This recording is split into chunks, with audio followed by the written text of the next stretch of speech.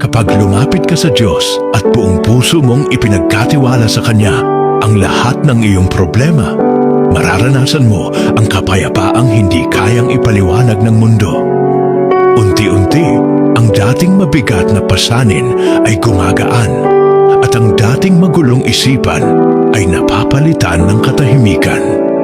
Hindi mo mamamalayan, ang mga pintong sarado noon ay unti-unting bumubukas at ang mga tanong na dati ay walang sagot ay pinapalitan niya ng malinaw na direksyon. Sapagkat sa presensya ng Diyos, walang problema na mas malaki kaysa sa Kanyang kapangyarihan at walang pagsubok na hindi niya kayang gawing daan patungo sa tagumpay.